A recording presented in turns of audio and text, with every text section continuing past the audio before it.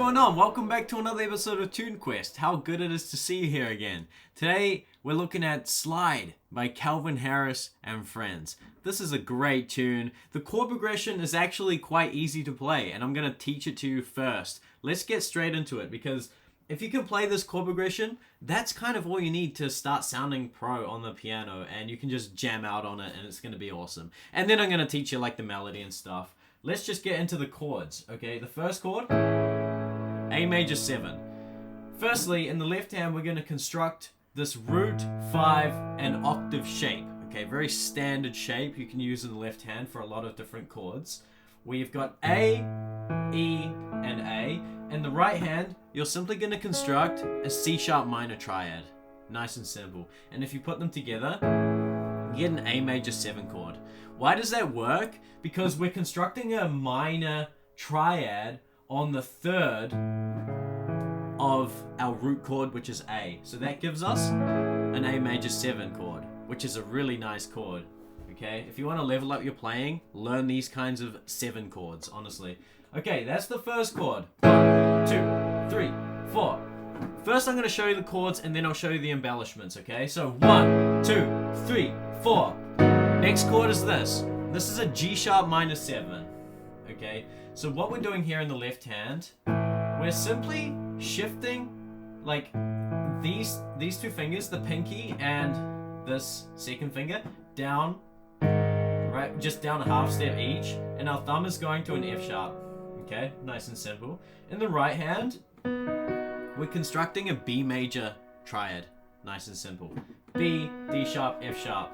Together, you get a G sharp minor 7. Why does that work? Well, we're constructing a major triad on the minor third. Okay, so this is a G sharp minor triad. See that minor third is a B? If we construct a major triad on that B, we're gonna get that 7th extension. Hopefully you're seeing a theme here. This is a pattern. This is how 7 chords are actually constructed. It's an easy way to think of it. Okay, now we're gonna hold this for half a bar. 1, 2, and then we're gonna play this chord, which is so nice. This is the buzz chord right here, okay? So we come from this. 1, 2, 3, 4. 1, 2, 3, 4. Now this is actually so easy because we're actually keeping the right hand there on the B major triad. So easy, okay? And we're just shifting that shape in our left hand. Look, my hand is locked into a shape. I'm shifting it up here, such that now the pinky is on that C sharp, and that second finger is on a G sharp. So, it's so easy, honestly. I told you, like, it's such a dope progression, but like, you could play this as a complete beginner. 2, 3, 4, 1, 2, 3, 4. And then we play this. This is an F sharp minor 9. Okay, let's break it down. So in the left hand, the root chord is an F sharp minor. Okay, but if we play an F sharp minor triad here in the left hand like this, what's the problem with that? It's too muddy. Okay, because the notes are too close together, too low on the keyboard. We don't want that. So what we want to do is we want to reduce as many notes as possible. Now what I'm doing here is I'm actually adding the 7th extension here in the left hand, which in this instance is E. Okay, now I'm taking out that 3rd and that 5th. This is called the root and the shell of the chord. Okay, so nice and simple. Now in the right hand, A major triad first, and then in the pinky, we're going to catch this G sharp, which is the major 7. So this is our shape here in the right hand, and if we put that on top of the F sharp minor root and shell, we get F sharp minor 9. Okay, so we come from this. 1, 2, 3, 4. 1, 2, 3, 4. 1, 2, 3, 4. So we hit that for a whole bar, right? 1, 2, 3, 4, and then we land back on this chord, which we've already established from before, for half a bar. 1, 2, and then we land back at the first chord, which we've already established. Okay, so the whole progression. 1, 2, 3, 4. 1, 2, 3, 4. 1, 2, 3, 4. 1, 2, 3, 4. Actually, that final chord is a little bit different. Now, where we're adding this B up here as a kind of melody to embellish it. Right, this is what we had in the first place, where we had the C sharp minor, okay, on top of this A major root, okay. Now all we're doing is we're using this available pinky to catch that B. And so we're actually creating here in the right hand a C sharp minor 7 shape. And on top of that A, we get A major 9. So nice. Okay, whole progression. 1, 2, 3, 4. 1, 2, 3, 4. 1, 2, 3, 4. 1, 2, 3, 4. Okay, so that's the chord progression. Now there are some little embellishments where it goes like this.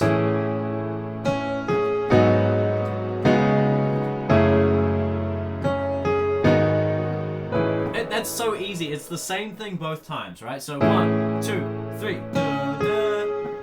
Okay, it's literally, that's all it is. 1, 2, 3. C sharp, G sharp, chord, chord, chord. C sharp, G sharp, chord, chord. Okay, so that's all it is. Now, you can see how easy that embellishment is, right? So that's like, you don't actually need to complicate it if you want to start sounding like a pro. You can just add these extra little notes to make it super spicy. Yeah, so that's the chord progression. Now, check this out. Oh,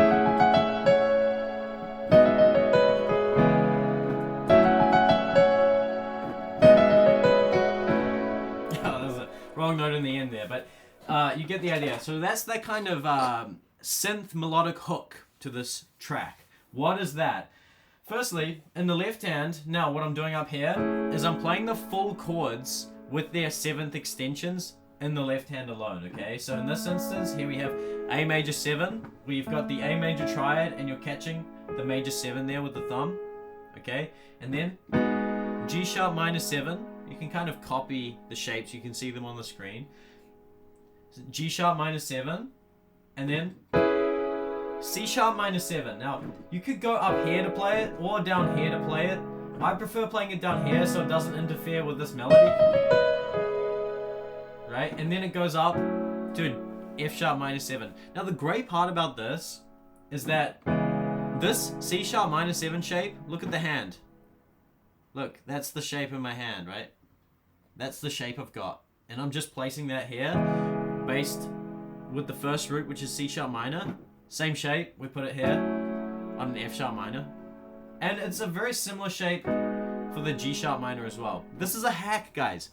This is how you get really cool chords so easily. If you know that shape, you can play it everywhere, and you can play dope chords anywhere on the keyboard. Just experiment. If you've taken my online course, which is totally free, it's called Unlock the Keyboard, I talk about this concept called throwing fingers, which is about exploring and experimenting with ideas that you learn on the keyboard so that you can start to develop a creative relationship with this instrument, so that ultimately you can really express your own musical ideas and your own character and your own life stories through music and through the keyboard. So definitely check out Unlock the Keyboard if you haven't already. The whole idea is that I want to help you become a more inspired and more creative musician with the keyboard. Okay, it's free, by the way. Check it out below. Okay, let's keep going. So the melody here, that's the first idea, okay? So we're first climbing up E, F sharp, G sharp, and then back down. Okay, so climb up the ladder and come back down and finish on that C sharp. Oh. That's the first idea. And then the next idea starts on this D sharp. Right, D sharp goes up to E and then descends down these notes, finishing on the F sharp. And that just repeats. Let me play it slowly with the chords here in the left hand.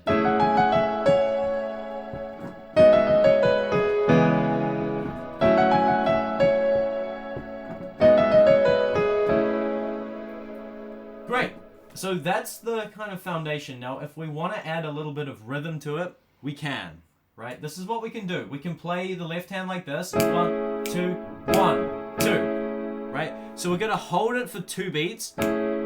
And then we're gonna play the next 2 beats. 1, 2, hold, play, play, hold, play, play, hold, play, play.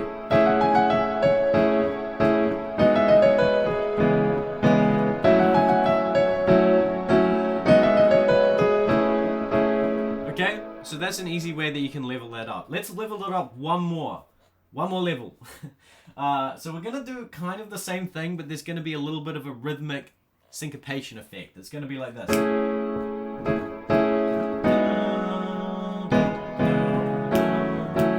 Oops. Right?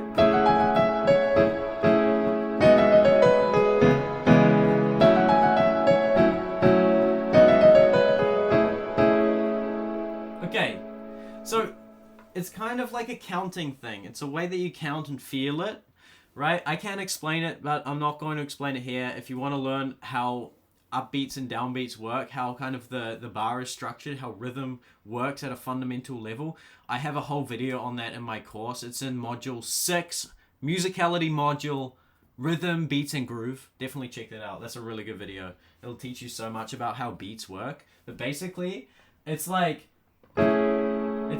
first we had hold, we had play. No, we had hold, play, play, hold, play, play. But now what we're gonna do is this: hold, play, play, hold, play, play, hold, play. Right? It's a bit more rhythmically interesting. Okay, so if you want to become a pro or you want to sound like a pro, that's definitely the angle. Rhythm is always the angle. Everyone thinks it's melody. I'm telling you right now, it's actually rhythm and articulation. If you have a good sense of rhythm and good articulation, you're gonna sound like a pro. Trust me, honestly. Okay, let's now finish this tutorial off with the main melody of the tune. Okay, so it goes like this.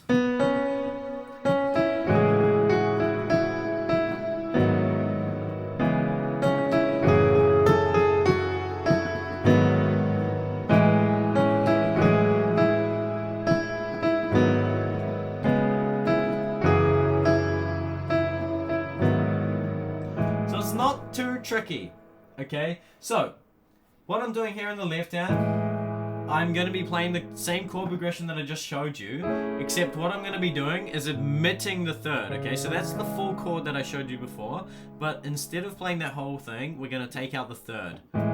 For the same reason that I explained earlier, when you have too many notes in a chord too low down on the keyboard, it makes the sound muddy, and that's what we don't want, okay? So that's the first chord, second chord, third chord, fourth chord, back to the top, okay? Now, the melody. Starts on a C sharp, goes to E, that's the main idea here. And then goes up to G sharp, so it's basically, we're playing the C sharp minor triad that we already looked at the start, right? It's kind of climbing up that and flicking from this F sharp, right? And then descending, holding on that E, dropping to that B. We're always dropping to that B note. This is an interesting kind of melodic choice, I find, but it's very effective. First cell, second cell goes like this. So it's basically the same thing, but once we're at the top, we do this little up to A and back down. Right, so that's the second cell. And then the third cell goes like this. So it's basically the same thing, just a variation on it. Right, so up, down to the middle, bounce on that for a bit, and then that repeats. Okay?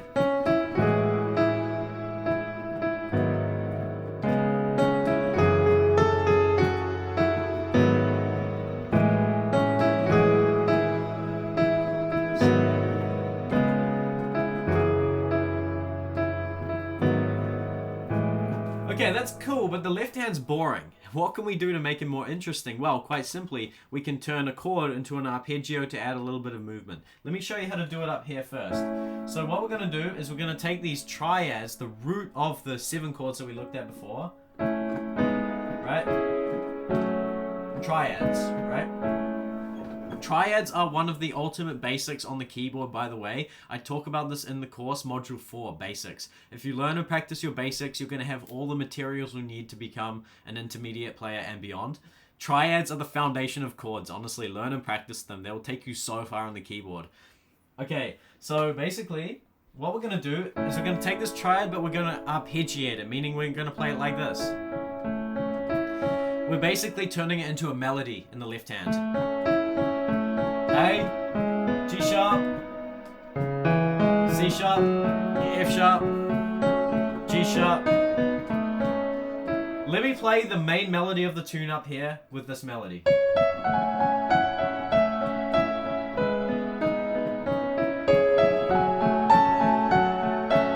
Beautiful, right?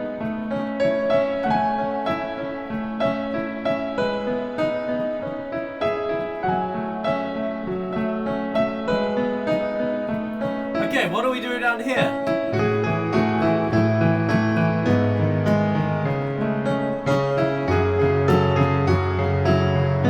Okay, it's the same thing, but instead of doing triads, why not triads? Because the notes are too close together, remember?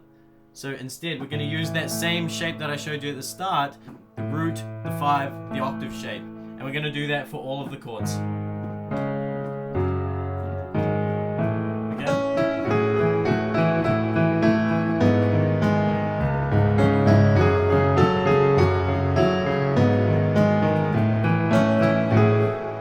Get the idea. So that's how you kind of add a little bit of, you know, a bit of movement, bit of momentum. Okay, I think I think we got there. We covered a lot in this tutorial. Let me just show you kind of how it can sound at the next level. If you wanted to take this to the next level, it could sound something like this.